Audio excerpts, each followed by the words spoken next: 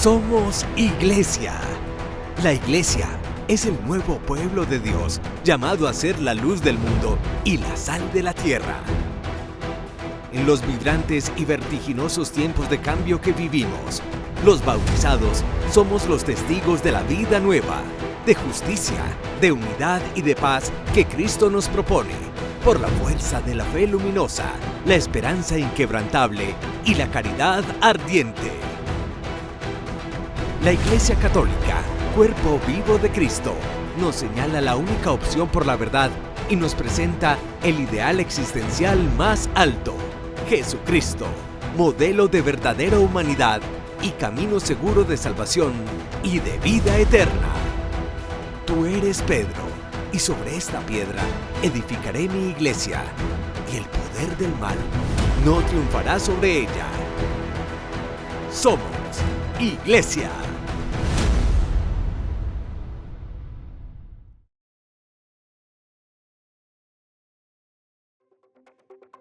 Momento para África. 10 días, 4 países y 11 ciudades para León XIV. La nueva Revolución Francesa. Llega el mayor número de bautizados en 20 años. Texto inédito de Benedicto XVI. ¿Qué es oración? ¿Y qué es insensatez? Según el Papa alemán, Cardinal Filoni.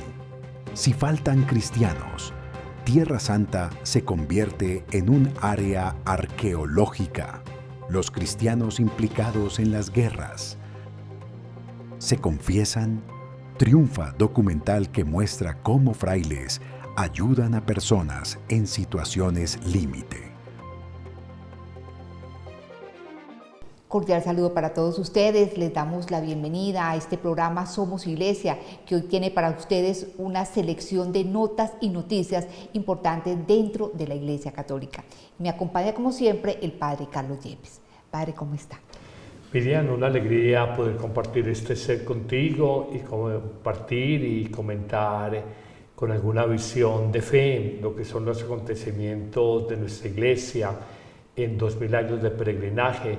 Ahora justamente orando por los buenos frutos de este viaje apostólico del Papa León XIV al llamado también el nuevo continente de la esperanza, como es el continente africano. Así es, Padre Carlos. Antes de entrar en noticias, ¿qué eventos, saber qué hay en Montemaría para los próximos días? Estamos en la pura mitad de la Pascua. Y tenemos un evento muy lindo que yo creo que puede ayudar muchísimo a la gente a sanar. Del 1 al 3 de mayo vamos a tener un encuentro sobre el perdón, a propósito de que hoy nos cuesta tanto sanar heridas y cargamos con cicatrices del pasado, de la historia familiar, de la historia de amistad, de la historia personal. El retiro se va a llamar Perdonarme, Perdonarte. Lo hemos hecho una vez al año y siempre hemos visto una muy buena acogida, de manera que es un regalo que nos podemos dar en Pascua, justo empezando el mes de María, el mes de mayo, coincidiendo también con la celebración de la Santa Cruz, 3 de mayo, y aprender a sanar heridas, no en atención a si otro lo merece o no, sino por paz, por salud y por tranquilidad para nosotros. Usted lo ha dicho, Padre Carlos, por paz, la paz que uno recibe cuando está en buenas relaciones con todas las personas que lo rodean, es una cosa extraordinaria. Tal cual, así es. De manera que pueden meterse en la www.fundacionmontemaria.com y ahí encuentran los números de contacto para poder pedir datos sobre este encuentro. Perdonarme, perdonarte. Y ahora que ya estamos en espera de Pentecostés, supongo que de pronto va a organizar algún evento que tenga que ver con la vida interior o algo así, ¿o no, Padre? Nos va a coincidir del 22 al 24 de mayo y va a coincidir con la fiesta de la Auxiliadora, que la Piedad Popular celebra. Aunque claro, la liturgia manda celebrar el domingo de Pentecostés o del Espíritu Santo, tendremos un espacio para también rendir un homenaje a la Madre de Dios en el mes de María, y donde queremos resaltar ese papel intercesor de la Virgen y cerrar con broche de oro este tiempo de Pascua con la efusión del Espíritu Santo. Un retiro también muy bonito que se va a llamar Ven Espíritu Santo, Ven Espíritu Santo, viernes 22 al domingo 24 de mayo. Bueno, y como mucho éxito con estos eventos, Padre Carlos. Y como ya lo decía usted, el Papa León XIV está en estos momentos en un recorrido por varios países de África, del llamado continente negro. Veamos qué países va a recorrer. Camerún, Angola, Guinea Ecuatorial y Argelia son los países africanos que recibirán la visita del Papa León XIV del 13 al 23 de abril. ¿Cuáles son los motivos principales que han llevado al pontífice a emprender este viaje? Los analizamos. La visita a Argelia será la primera papal y una de las que más ganas tenía de realizar León XIV, tal y como adelantó a la vuelta de su primer viaje apostólico el pasado diciembre. ¿La razón? La conexión especial del territorio con San Agustín, quien nació al noreste del país y fue obispo de Hipona, hoy Annaba, ciudad que León visitará. Con respecto a Camerún, el motivo de su visita será principalmente hacer un llamamiento por la paz. Vive desde hace 10 años un conflicto en las regiones anglófonas. Allí existe una comunidad católica numerosa y activa, y fue Benedicto XVI quien la visitó por última vez en 2009, en un viaje que también incluyó Angola. En Angola, un 58% de la población es católica, y este es un país que también visitó San Juan Pablo II en 1992, en mitad de la Guerra Civil angoleña que se prolongó hasta el 2002. La República de Guinea Ecuatorial posee una característica diferente al resto. Es el único país africano de lengua española, y la Iglesia Católica allí constituye una de las más importantes en África. Aproximadamente un 74,8% de la población es católica. Han pasado más de 4 décadas desde la última vez que un pontífice la visitó. Fue San Juan Pablo II en 1982. León XIV es el primer pontífice de la historia moderna que juega con ventaja con respecto a sus predecesores. A diferencia de estos, él ya había viajado a África Oriental, Occidental y Central antes de su elección como pontífice en mayo de 2025. Fue cuando aún era el prior general de los agustinos.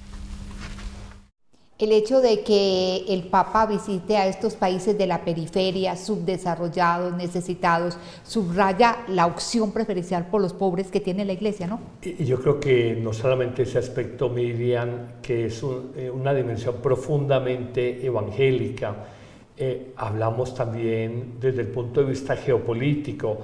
África es hoy por hoy, de lejos, el continente donde más crece el catolicismo, seguido de algunos países muy puntuales de Asia, y de alguna manera se ha convertido en el continente de la esperanza, como en algún momento se llamó América. Hoy el catolicismo en nuestra América Latina permanece, pero no tiene los niveles de crecimiento que tiene en África, tal vez por esta sangría de las iglesias evangélicas y sobre todo las de corte pentecostal, que han sustraído de las bases católicas a numerosos creyentes. Así es, Padre Carlos. Y qué curioso que va a visitar estos países en estos momentos, porque él tuvo la posibilidad tenía muchas invitaciones y escogió concretamente estos países, y allí también va a visitar un lugar que tiene que ver con el fundador de su comunidad, ¿no? En Argelia, concretamente, lo que fue la antigua Hipona, una ciudad que tiene otro nombre, pero nunca olvidé... Argel, sí, pero nunca olvidemos que este es un papa misionero. Ya lo decía el final del informe, que como provincial o superior de la comunidad de los agustinos ya había estado allí, de manera que está, permítame la expresión, está en su salsa, está en su ambiente, es parte de su trabajo, la misión, y vuelvo a decir, bien por la opción por los pobres, bien por el peso geopolítico que ha ido adquiriendo la iglesia africana dentro de toda la iglesia católica del mundo entero, y bien por ese espíritu misionero, es parte de su tarea como pontífice confirmar en la fe a todos estos creyentes. Padre, y curiosamente, allí en el África, donde hay países donde está creciendo tanto el catolicismo, también hay unos países donde se está viviendo un genocidio creciente de cristianos. el Congo, Nigeria. Qué lástima que el Papa no pueda visitar o no vaya a visitar su país. Yo pienso que en el caso de Nigeria, que es el gigante africano, es un país de 120 millones de habitantes, hay una sangría, una dolorosa violencia contra los cristianos por parte de grupos fundamentalistas, sobre todo de origen islámico, que ven en los cristianos adversarios, enemigos, siendo hoy por hoy el cristianismo, y así ha sido aceptado por el Parlamento Europeo, la religión más perseguida en el mundo. Y oigan esto, la religión más pacífica. Entre las grandes religiones abrahámicas o monoteístas, porque vemos un judaísmo beligerante, por lo menos con el gobierno actual, vemos un islamismo también belicoso, a partir de grupos yihadistas o con una interpretación muy literalista de la llamada Sharia, y vemos unos católicos con mansedumbre, que saben convivir, o unos cristianos, que también hay persecución contra cristianos no católicos, donde no nos defendemos. Entonces estamos siguiendo ese ejemplo del maestro, de la mansedumbre, y de que se cumple la profecía: si a mí me persiguieron, dirá Jesús, a ustedes también los van a perseguir, no van a correr una suerte distinta de la de su maestro. Padre, ¿usted qué opina de, por ahí hay una profecía que dice que el continente negro reevangelizará a Europa? ¿Usted qué dice? Total, se está cumpliendo hoy. Europa es un continente que envejece en sus vocaciones. Uno sabe de sacerdotes héroes, verdaderamente heroicos, que atienden 3 parroquias, 4 parroquias por escasez sacerdotal, y toda la primavera vocacional viene sobre todo de África, de Asia también, y algo de América Latina, que van allá a proveer, a acompañar pastoralmente comunidades que fueron florecientes bajo líderes muy blancos, muy europeos, y ahora son los hombres de color africano los que están reevangelizando el viejo continente. Pero mire, padre, nosotros hablamos de la Francia laicista, ateísta, o atea, perdón, y nos encontramos con una sorpresa, un florecimiento de bautismos allí. Vean ustedes. En el pasado 2025, en Francia ocurrió algo extraordinario. Más de 10.300 adultos se bautizaron, y esta se posiciona así como la cifra más alta registrada en los últimos 20 años. Este auge inédito llama aún más la atención por el perfil que presentan los nuevos bautizados. Jóvenes adultos de entre 18 y 25 años que no crecieron en entornos de familias practicantes. De hecho, según el Instituto Francés de Opinión Pública, más del 50% de la población en Francia se declara atea. Es una auténticas conversiones, no es algo superficial. Yo me pregunté, ¿pero de dónde viene esto? ¿Por qué tantos? ¿Hacemos las cosas mejor? Y la única explicación que encuentro cabe en 2 palabras: el Espíritu Santo. Ahora, la Iglesia en Francia tiene un doble desafío. Por un lado, integrar a los catecúmenos en las comunidades ya existentes. Y por otro, conseguir que su fe eche raíces y no se diluya tras el entusiasmo inicial. Por el momento, este es el sistema que están utilizando para conseguir ambas cosas. En París, en particular, hay un seguimiento personal y después formación en grupo para que se conozcan, se ayuden y puedan crecer juntos. Nuestro invitado explica que conseguir acercar a la gente a la fe y hacer una comunidad es difícil en un país como Francia. Tenemos ese desafío del individualismo, que es como una enfermedad de la relación. Y pienso que esa sociedad donde efectivamente Dios no existe, no se habla de Dios, no se contempla esa posibilidad, pues curiosamente Dios entra por la ventana, por así decir, nos viene a sorprender. Los obispos franceses han convocado una iniciativa pastoral a nivel nacional que durará un año entero para estudiar en profundidad cuáles son los motivos de estas conversiones y acompañar a los adultos que estén atravesando este proceso. ¿Cómo hacer para que esas personas realmente puedan crecer a lo largo de su vida y que no sea como un fuego de artífice que se apaga enseguida, ¿no? Y es que el papel que han desempeñado los jóvenes franceses ha sido fundamental para contribuir a este auge sin precedentes. Una tendencia hacia formas de fe más expresivas, comunitarias y renovadas. Ahora es algo que yo diría de moda. Muchos jóvenes que van a Montmartre o a iglesias para pasar una noche para adorar al Santísimo. Un desafío inmenso, pero al mismo tiempo una alegría muy grande, tal y como enfatiza nuestro invitado, que abre paso a un nuevo horizonte para una nueva era de la Iglesia Católica en Francia. Gran paradoja que dentro de una sociedad tan secularizada esté creciendo también la sede espiritual, ¿no? Hay que hacer como una contextualización de lo que es Francia en los últimos 250 años. La Revolución Francesa fue un grito de emancipación frente, digamos, no solamente frente a la monarquía, los reyes de la época, sino un grito de emancipación frente a la religión. Y bajo esos principios de libertad, igualdad y fraternidad, por demás muy bellos y también en el fondo muy evangélicos, empezó un retroceso de la fe religiosa en uno de los países del mundo que más santos ha dado junto con España, y hemos llegado a niveles dramáticos de secularismo donde casi hay que pedir permiso para hablar de Dios. Tú puedes hablar de lo que quieras, pero hablar de Dios parece que se convirtió en motivo de censura y de ostracismo social, de arrinconamiento público.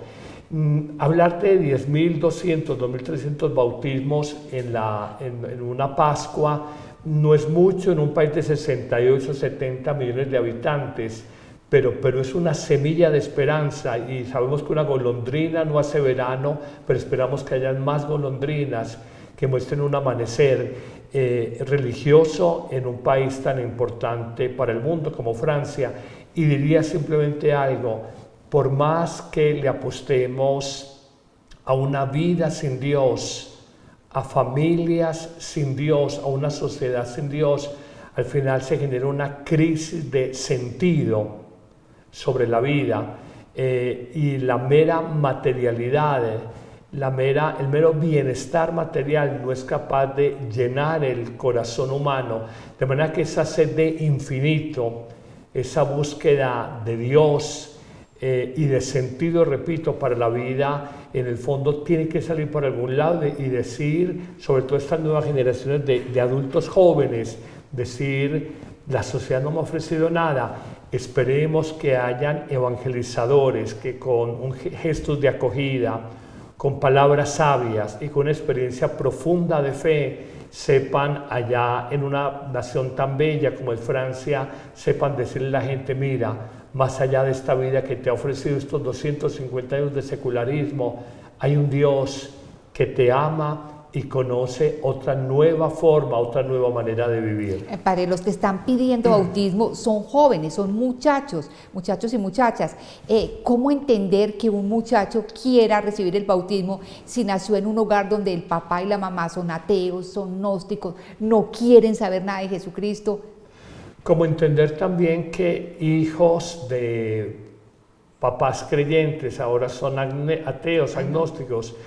He conocido casos de escritores que presumen de su ateísmo, que alardean de su agnosticismo y vienen de papás profundamente religiosos. Entonces, ¿por qué no se para el fenómeno contrario de papás ateos, caso de Francisco de Asís, Clara de Asís, Tomás de Aquino, que hayan hijos profundamente creyentes y que en el fondo están descubriendo por una experiencia de contraste, decir: yo lo que no encontré en mi casa lo quiero encontrar en la vida, y ahora no va a decir que es una... Yo creo más en la fe de una persona que tiene una búsqueda sincera, porque en el mundo no ha encontrado respuestas y porque no viene de una tradición religiosa familiar. Creo más en la fe y en la conversión de esa persona de otros que vienen por tradición familiar, porque a veces la cultura ayuda, pero aquí hay una búsqueda muy sincera y, si se quiere, muy radical del rostro de Dios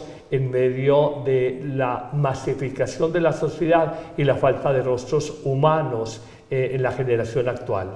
La nota presentaba una preocupación, y es que el fervor, esto que no sea flor de un día. Exactamente, que no sea pispás, que se fue en un momentico. Sí, que no sea flor de un día. En España también hablando de un fenómeno musical, Hakuna, que no sea flor de un día. Sí, estamos, corremos ese riesgo, estamos en la generación de las emociones, y toda emoción tiene, digamos, un momento, un chispazo, una cresta de ola y vuelve a bajar. Pero esto va a mostrar la calidad de la fe y de la adhesión de la fe de estos nuevos creyentes, 10.200, 10.300 creyentes que digan sinceramente, quiero buscar el rostro de Dios.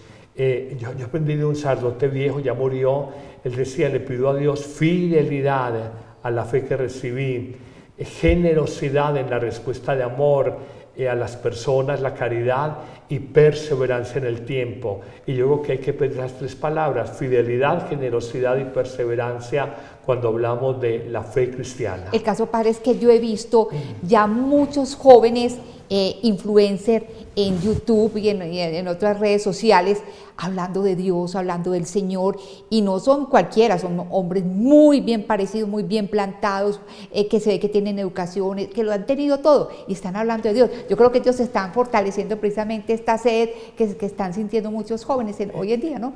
Tú ves un género musical tan en boga como el reggaetón, que tiene sus orígenes en Puerto Rico, como esa primera generación de reggaetoneros, cansados tal vez de cantarle a un sexo materializado, a un sexo consumista, a una cosificación de la mujer, a las pasiones de una noche. Hoy ha habido en no pocos de ellos conversiones, y le están cantando a Dios. De manera que, repito, este es un denominador común. Por más que el mundo diga es mi libertad y hayan vendido una falsa idea, ese secularismo rancio, haya vendido la idea de que Dios nos roba. La libertad es todo lo contrario, la libertad está en Cristo, manifestación o revelación de Dios, o que Dios nos roba la felicidad y la plenitud de la vida está solamente en Cristo.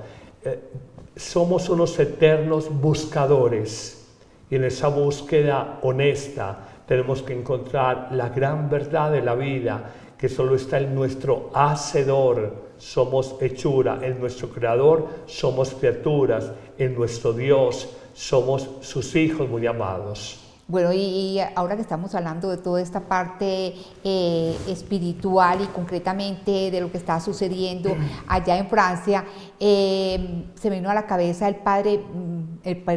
Papa Benedicto XVI. Hace poco rescataron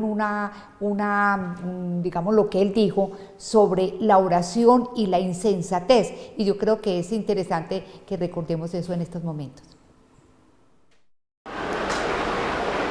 Sale a la luz una carta inédita que escribió el Papa Benedicto XVI el 27 de abril de 2021, poco más de un año antes de su muerte. En el texto, publicado en el libro La fe del futuro, el entonces Papa emérito reflexiona sobre la naturaleza de la oración cristiana. Explica que esta tiene una característica singular. No se reduce a pedir cosas a Jesús, sino que consiste también en permanecer con Él. Jesús es a la vez hombre y Dios, y por ello puede ser el puente, el pontífice, que permite superar el abismo infinito entre Dios y el hombre. Frente a la idea de que una oración verdadera solo debería alabar y no pedir cosas concretas, Benedicto es rotundo. Esto sería una insensatez, ya que Dios no podría ni debería preocuparse por nuestras pequeñeces. El Papa también hace una reflexión sobre la Eucaristía. Dice que la oración siempre conduce a ella y se realiza en ella. Muy interesante y muy revelador cuestionarnos qué le pedimos a Dios. ¿No es así, padre? Hay un texto bellísimo de San Marcos en la elección que Jesús hace de sus discípulos, y dice, los llamó para estar con Él. Y en esa línea de pensamiento evangélico que desarrolla también el Papa de feliz recordación, el Papa emérito Benedicto XVI, en esa rara mezcla de sencillez, sabiduría y santidad, sencillez, sabiduría y santidad, las tres S's que tuvo Benedicto XVI, Él dice, orar es permanecer con Dios. Y yo creo que no puede ser una oración meramente utilitarista, el Dios bombero que venga a apagar los incendios de mi vida. No puede ser simplemente una fe o una oración fideísta como un Dios mágico, te alabo, ya cumpliste tus promesas. Yo creo que es la oración de amor, la oración de reconocer su gloria, alabarlo, adorarlo, agradecerle. 3 A's que me parecen muy bonitas: adorarlo por A, alabarlo por A, agradecerle por A. Son expresiones de una oración muy desinteresada que desafortunadamente a veces en la inmadurez de nuestra fe no somos capaces de alcanzar, porque tenemos la idea simplemente de que Dios es para pedirle cuando tenemos huecos, vacíos o necesidades en nuestra vida. Padre, yo pienso que es una gran ignorancia cuando oramos a quién le estamos pidiendo, es decir, a quien puede dárnoslo todo, para que no haya imposibles, porque uno se da cuenta de que pedimos tonterías, perdónenme la palabra, estupideces, cuando podemos pedir cosas muy grandes, porque las puede hacer, nos lo puede dar, y nos conformamos con miserias. Hay un texto precioso de Lucas sobre la oración confiada: pedid y se os dará, buscad y hallaréis, llamad y se os abrirá. Y al final del texto dice, si un padre imperfecto no le da una piedra sino un pescado o pan a su hijo, ¿cuánto más vuestro Padre, que si es perfecto, vuestro Padre del cielo, os dará el Espíritu Santo a aquellos que se lo pidan? Los estudiosos dicen el Espíritu Santo es en el fondo la vida de Jesús, la vida del Espíritu del resucitado. A veces uno pide salud y está bien, pide empleo para uno, que para un hijo no sé qué, está bien, pide que este matrimonio no se desbarate y está bien, pero no es solamente, repito, ese Dios tapahuecos en una vía que están pavimentando con máquinas de la Secretaría de Obras Públicas, sino que es el Dios que es capaz de brindarnos una vida nueva y es el Todopoderoso. A mí me encanta esa expresión, la primera frase del credo: creo en Dios Padre Todopoderoso. Si tú ves en el mundo musulmán, ellos dicen Alá es grande y lo repiten casi como un mantra, a propósito, más allá de que sea un estereotipo en las películas porque les va a ayudar a su acto terrorista o a no sé qué. Alá es grande, sin que sea un mantra en nosotros, es reconocer Dios es poderoso. Y tú colocas a veces tu confianza en poderes muy pequeños, los de un político, los de un médico, un abogado, un ingeniero, un hermano, un jefe en la empresa, pero el que lo puede todo es Él. Me llama mucho la atención que a veces la gente acude a uno como sacerdote y le dice: Padre, ya he pasado por todos los médicos, me dicen que lo mío no tiene tratamiento, será ponerme en manos de Dios, será ponerme en manos de Dios. Entonces yo digo, qué pesar que la gente como último y no como primer recurso busque a Dios en los temas fundamentales de su vida. Exactamente, alguna vez hablamos sobre eso, el plan Z, el último que es Dios. ¿Para qué pedir y qué no pedirle a Dios? Porque yo en estos días leía los salmos en la Biblia y decía algo que a mí, yo me cuestionaba, decían, castígalos a ellos como nos has castigado a nosotros. O sea, ¿sí se le puede pedir al Señor que castigue a alguien, por ejemplo? A ver, la revelación plena, madura y perfecta del misterio de Dios está en el Nuevo Testamento, en la persona divina de Jesucristo. El Antiguo Testamento y el corpus completo de los 150 salmos aceptados como canónicos pertenecen al mundo del Antiguo Testamento, y siendo muy bellos, en alguno de ellos descubre uno una revelación imperfecta de un Dios un poquito justiciero, castigador, a veces estrella las cabezas, los cráneos de los hijos de mis enemigos, estrellados contra las rocas. Sí. Suena de un sadismo y de una violencia únicas. Entonces fue una revelación imperfecta, pero cuando uno ve la revelación perfecta del rostro de Dios Padre, del corazón de Dios Padre en su Hijo Jesucristo, uno dice, no, ¿qué es lo más que debemos de pedir? Pedir lo que Dios quiere para nosotros. El Meister Eckhart, que es un maestro de la espiritualidad mística, la escuela alemana Miriam, junto con Enrique Suso y Johann Stauler, estos tres, por allá en el siglo XIII, por allá en el siglo XIV, ellos decían cuál es la oración perfecta, y dice que la oración perfecta es la del corazón que pide lo que Dios quiere para ese corazón. La oración no es, yo pienso que lo que a mí me conviene es esta empresa, yo pienso que a mí me conviene esta mujer o este hombre, yo pienso que me conviene irme para este país, pero es que la racionalidad humana no deja de ser limitada y engañosa. Y simplemente decir, Señor, tú conoces mi vida, tú conoces lo profundo de mi alma, tú me conoces más de lo que yo me conozco a mí mismo, tú sabes que lo que más me conviene, dame lo que tú sabes que conviene a mi vida, en orden a la salvación del alma, porque a veces pedimos solo en orden de la salvación temporal, que no me falte la salud, que no me falte el trabajo, que no me falte vida, salud y trabajo, dice comúnmente la gente. Está bien, pero no nos podemos quedar ahí, hay que trascender, hay que buscar un llamado universal, la santidad, que en el fondo es la salvación definitiva del alma, pervivir, no estar expuestos a la muerte eterna, que Dios nos libre de eso. Y que la oración revela nuestra temperatura en el amor. Exactamente. ¿Qué pedimos? ¿Por quién pedimos? ¿Qué cosas pedimos? Porque la oración puede revelar mucho de nosotros, lo que decía, un egoísmo absoluto, una desconfianza en el Señor. Es decir, la forma de pedir nos revela a nosotros mucho de nosotros mismos como cristianos. Hay un maestro espiritual cuya lectura recomiendo ampliamente, Franz Jalix o Jalix, húngaro, murió en el 2021, 91, 92 años, por ahí así. Tiene un libro precioso, Ejercicios de Contemplación, y tiene otro muy bello, Escuchar para Ser. Y Franz Jalix, que de verdad me sorprendió gratamente leyéndolo, él dice, la medida de la fe en Dios es la medida del amor a los demás. Si yo en mi círculo de personas, la mitad de ellas las amo y la otra mitad las esquivo y no las amo, así es el amor de Dios en mí, es la mitad no más. Porque en el fondo a veces hay un dualismo sospechoso, y es mirada hacia el cielo con blanqueada de ojos, golpes de pecho, te amo al 100, Dios Padre, pero no amas a tus semejantes.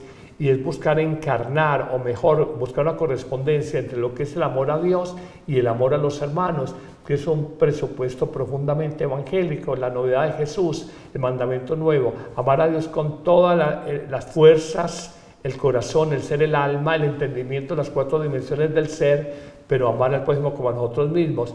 Y este maestro espiritual, Jalix o Jalix, él dice, hay que amar, y en esa proporción en que amamos a los demás, o somos compasivos, también sentimos la compasión de Dios, o no somos instrumentos de la compasión de Dios. Así es, poner los ojos en el cielo, tener los ojos en el cielo, pero los pies en la tierra. Padre Carlos, ¿usted qué opina de Tierra Santa? Se están quedando sin cristianos y eso se va a convertir en una zona arqueológica. Esa es la preocupación ahora de los franciscanos allá y en general de la iglesia, ¿no?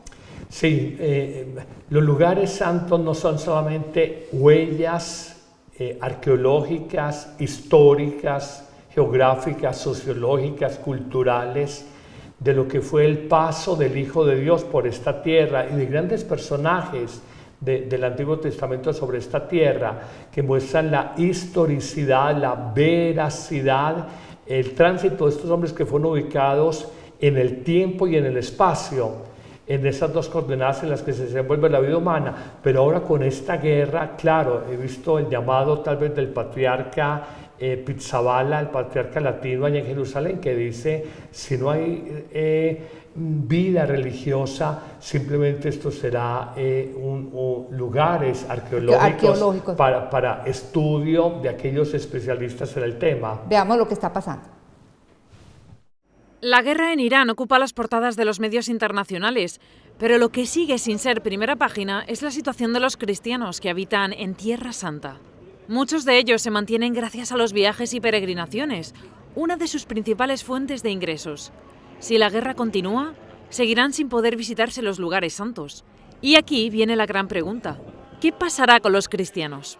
Es tal porque hay comunidades, personas y familias que viven allí, familias que pueden encontrarse con otros que son peregrinos y visitantes. Si esto falta, ¿en qué se convierte Tierra Santa? Se convierte en una gran área arqueológica, y no me refiero solo a la arqueología cultural del pasado, sino a una arqueología de la fe. Aquí había cristianos. No, aquí hay cristianos. El cardenal Filoni conoce de cerca la situación en Tierra Santa. Son 3 los problemas que detecta en las familias cristianas que viven allí: el trabajo, la seguridad y la libertad. Son además 3 de los más importantes derechos fundamentales de la humanidad.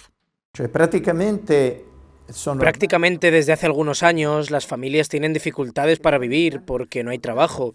Algunas veces la emigración no está ligada simplemente al deseo de escapar, sino a una necesidad cuando ya no hay con qué vivir. El trabajo es hoy una de las más grandes crisis que existe en Tierra Santa. Desde que comenzó el conflicto el pasado 28 de febrero, con el ataque de Estados Unidos a Israel sobre Irán, las tensiones han ido en aumento. Los bombardeos han continuado en otros lugares.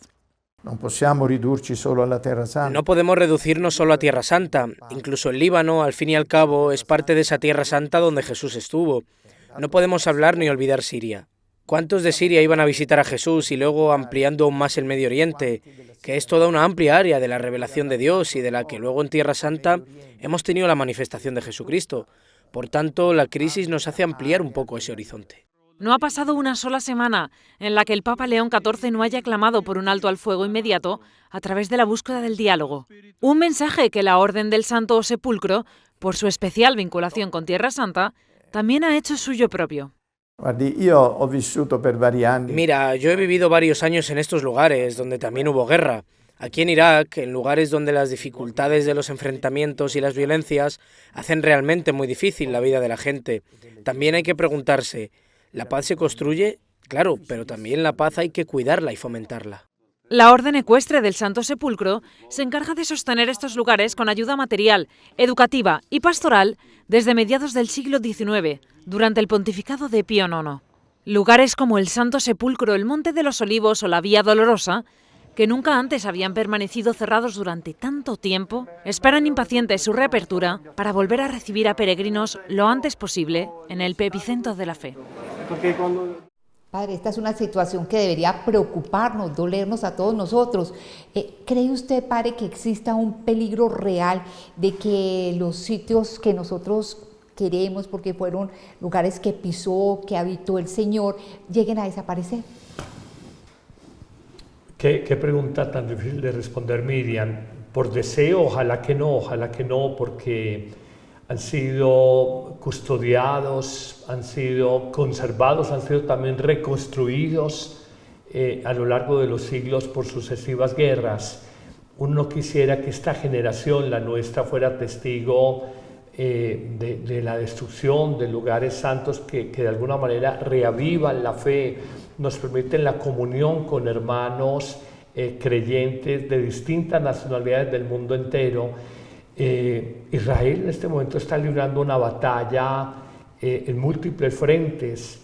No solamente hablamos de Gaza en su momento, no, ahora hablamos del Líbano, en el noreste, hablamos ahora de Irán, y no sabe uno hasta dónde la artillería, los misiles, el apoyo de la ciudadanía al gobierno actual les alcance. Y uno no sabe hasta dónde Irán, que no deja de ser un enigma, pueda emprender una aventura y dar un golpe, no sé, de opinión, un golpe psicológico de guerra en la Ciudad Santa.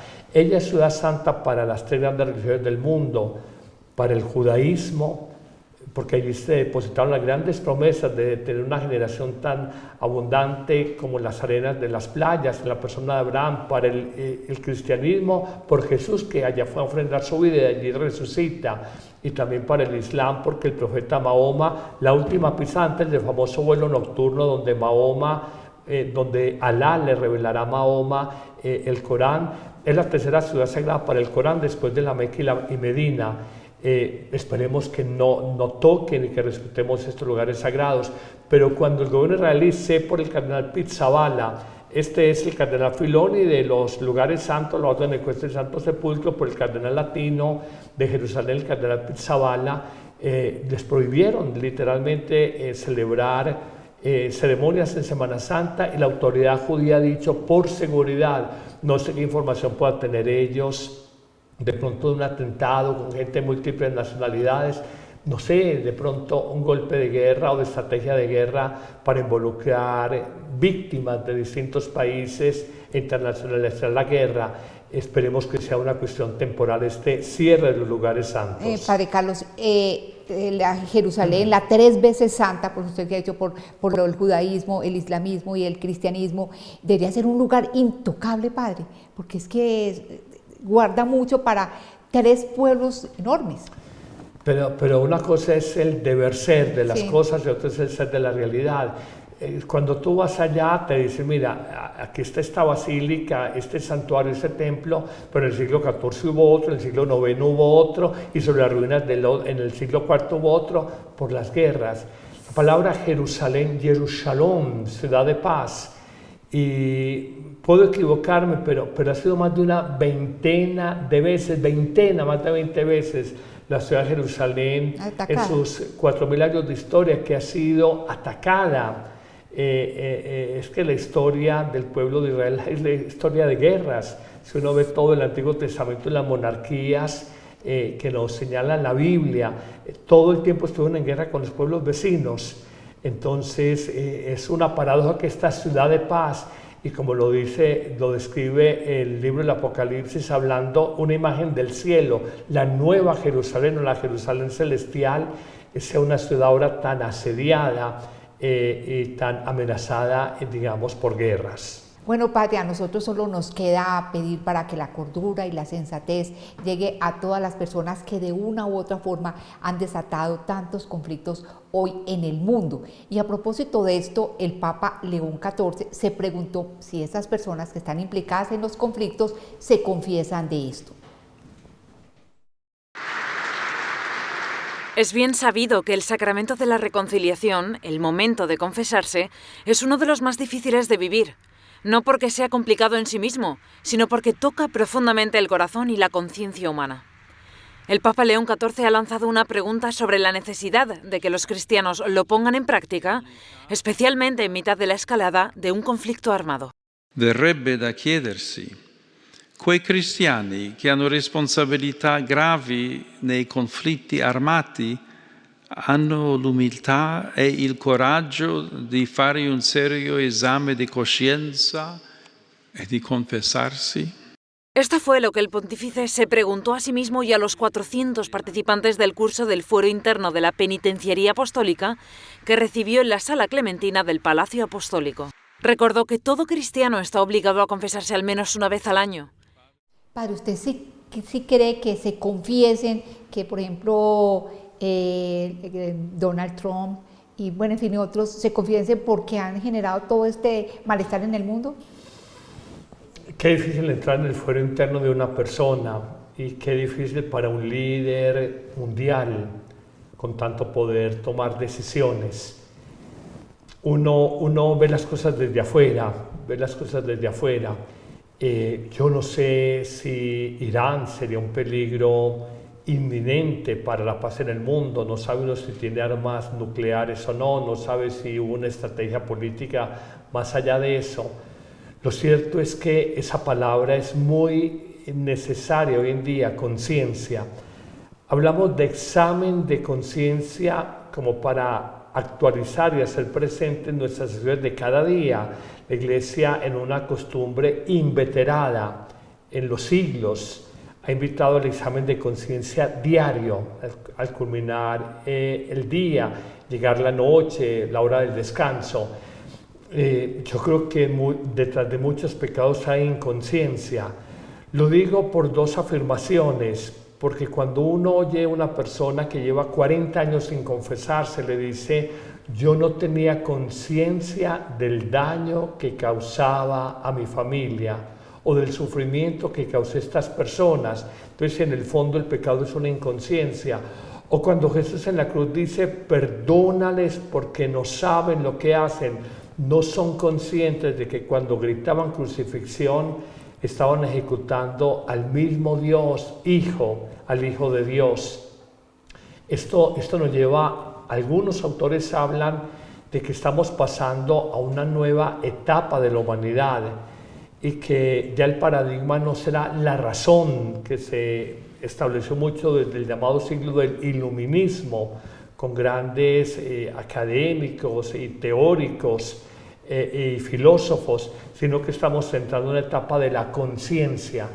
Y en ese sentido hablan de tener conciencia de la vida de Dios dentro de mí, dentro de cada uno de nosotros que recibimos desde el bautismo.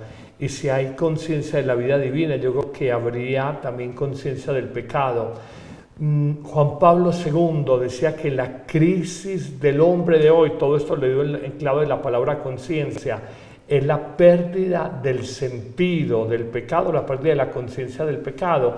El ser humano, para que todo está maravilloso, que el pecado es lo que no se hace. Entonces, todas estas disquisiciones que comparto contigo, Miriam, y con los que están conectados en redes, en el fondo es invitar a que revisemos nuestra conciencia y oremos por esos líderes. Nadie puede entrar en su conciencia, pero pedirle al Señor que allá en lo profundo de lo que llama la voz de Dios, en ese sagrario personal que es la conciencia personal, Dios les hable y le diga cuánto sufrimiento cuando decimos sí, activemos esta guerra, que tengan conciencia y que utilicen bien el poder que en definitiva Dios les ha dado. Así es, y hablando de confesión, alguien me dijo, por favor, pregúntele al Padre Carlos si uno debe confesarse, por ejemplo, por comulgar o ser comunista. Depende de lo que entiendas por comunista. De la doctrina del comunismo. Pero mira esto, si es el comunista que quiere la igualdad entre las personas, que quiere la fraternidad, y que algunos los tienen así comunistas, ese es el evangelio, propender por la igualdad, la justicia social, la fraternidad. Pero si es el comunista que siembra odio entre las personas, que niega a Dios y quiere presentar su clase social como el ídolo, como el Dios del mundo, ahí se diría, yo creo que tiene que hacer un examen de conciencia y confesarse, aunque te diría el comunismo puro y duro por ideario es ateo. Entonces va a decir, yo que me voy a confesar si yo no creo en eso. Pero si no hablamos en categorías puramente religiosas, sino de una ética mundial, tendríamos que decir, distingamos entre aquel que busca la igualdad y la fraternidad, porque sé que hay mucha gente que busca la igualdad y la fraternidad y las pueden llamar comunistas, buscan la justicia social, y otros que explotan el odio de clases sociales, el odio hombre-mujer, el odio blanco-negro, el odio blanco-indígena, el odio empleador-empleado. Eso no es del Evangelio.